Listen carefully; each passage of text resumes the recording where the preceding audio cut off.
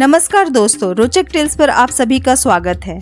करपात्री जी महाराज ने रोते हुए इंदिरा गांधी को श्राप दिया कि तुमने निर्दोष साधुओं की हत्या करवाई है, वह क्षमा के योग्य नहीं है, इसलिए मैं आज तुम्हें श्राप देता हूं कि तुम्हारा भी नाश होगा। एक संत ने इंदिरा गांधी को ऐसा श्राप क्यों दिया था? ऐसा क्या हो गया कि एक संत को इस तरह के अपशब्द कहना पड़ा? कौन थे ये संत करपात्री महाराज? तो आइए जानते हैं पूरी जानकारी। तो दोस्तों, वीडियो के अंत तक बने रहिएगा। स्वामी करपात्री महाराज का नाम हरि नारायण ओझा था। उनका जन्म उत्तर प्रदेश के भटनी ग्राम में हुआ था। उन्होंने 17 साल की उम्र में ज्योतिर्मठ के शंकराचार्य स्वामी ब्रह्मानंद सरस्वती से ब्रह्मचारी की दीक्षा ली। दीक्षा के बाद उनका नाम हरिंद्रनाथ सरस्वती पड़ा, परंतु दुनिया में जाने गए स्वामी करपात्री महाराज के नाम से। दरअसल अंजुरी यानी हथेली में जितना भोजन प्रसाद स्वरूप आता था, वह उतना ही भोजन ग्रहण करते थे। धर्मशास्त्रों में इनकी अद्वितीय एवं अतुलनीय विद्वता को देखते हुए स्वामी ब्रह्मानंद स्वामी ने इन्हें धर्म सम्राट की उपाधि प्रदान की थी।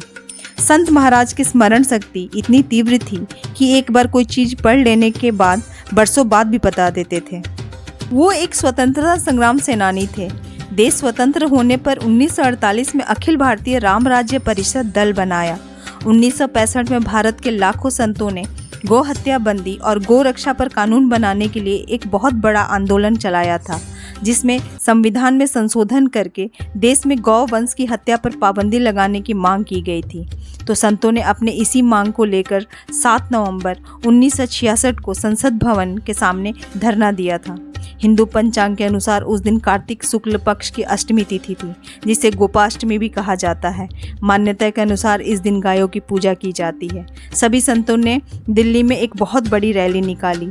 बड़े नेताओं में विनोबा भावे थे। विनोबा भावे जी का आशीर्वाद लेकर लाखों साधु संतों ने करपात्री जी महाराज के नेतृत्व में बहुत बड़ा जुलूस निकाला। उस वक्त देश की प्रधानमंत्री इंदिरा गांधी थी। कहते हैं कि चुनाव से पहले इंदिरा गांधी करपात्री महाराज से मिलने गई थी। इंदिरा गांधी स्वामी करपात्री जी महाराज और विनोबा भावे जी को बहुत मानती थी।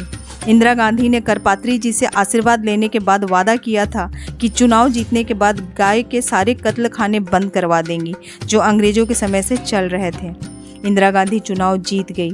ऐसे में स्वामी करपात्री महाराज को लगा था कि इंदिरा गांधी उनकी प्रस्ताव मानेगी।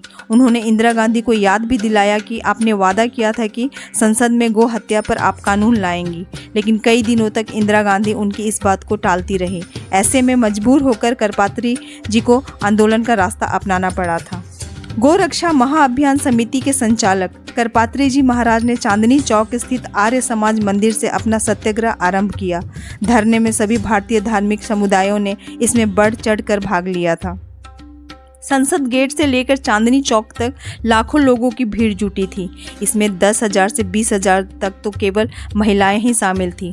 हजारों संत थे और हजारों गौरक्षक थे। सभी संसद की ओर कूच कर रहे थे और संसद का घेराव किया। कहा जाता है कि जब इंदिरा गांधी को यह सूचना मिली तो उन्होंने निहत्थे करपात्री महाराज और संतों पर लाठीचार्ज के आदेश दे दिए। पुलिसकर्मी पहले से ही लाठी बंदूक के साथ तैनात थे।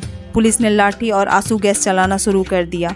भीड़ आक्रामक हो गई। इतने में अंदर से गोली चलाने का आदेश हुआ और पुलिस ने संतों और गोरक्षकों का भीड़ पर अंधाधुंध फायरिंग शुरू कर दी।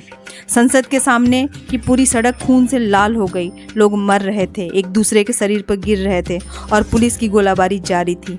माना जाता है कि एक नहीं, उस गोलीकांड में सैकड़ों साधु और गोरक्षक मर गए।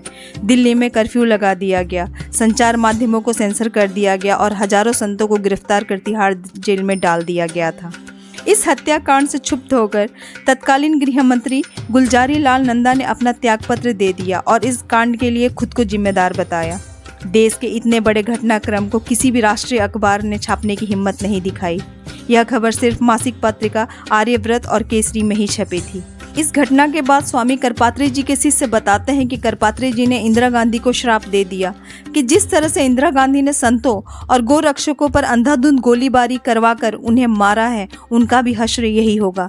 कहते हैं कि संसद के सामने साधुओं की लाशें उठाते हुए करपात्री महाराज ने रोते हुए ये श्राप दिया था। उस समय गोरखपुर से छपने वाली मासिक पत्रिका कल्याण ने अपने संपादकीय विशेषांक में विस्तार पूर्वक इस घटना का वर्णन किया था। कल्याण में लिखा था कि करपात्री जी महाराज ने इंदिरा गांधी को संबोधित करते हुए कहा था कि तुमने निर्दोष साधुओं की हत्या करवाई है, वह क्षमा के योग्य नहीं है। इसलिए मैं आज तुम्हें श्राप देता हूँ कि गोपाष्टमी के दिन भी तुम्हारा ही नाश होगा। जब करपात्री जी ने श्राप दिया था तो वहाँ प्रमुख संत प्रभुदत्त ब्रह्मचारी मौजूद थे। कहते हैं कि इस घटना के बाद विनोबा भावे और करपात्री जी बहुत दिनों तक डिप्रेशन में चले गए थे। अब इसे उन संतों का श्राप कहिए या कुदरत का करिश्मा कहिए।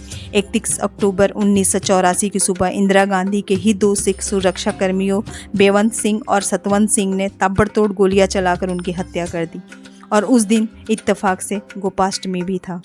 7 फरवरी 1982 को करपात्री जी महाराज का निधन हुआ। उनके निर्देशानुसार उनके नश्वर पार्थिव शरीर का केदार घाट स्थित श्री गंगा नदी में जल समाधि दी गई। कहा जाता है कि इस संत के श्राप का असर गांधी परिवार को झेलना पड़ा और कांग्रेस पार्टी को भी। तो दोस्तों, ये थी आज की जानकारी। इस घटना से जुड़ी आपके पास भी कोई जानकारी या आपका कोई विचार हो तो कमेंट के माध्यम से ज़रूर बताइएगा। तो फिर मिलती हूँ अगले वीडियो में एक नई जानकारी के साथ। तब तक अपना ख्याल रखिए। जय हिंद, जय भारत।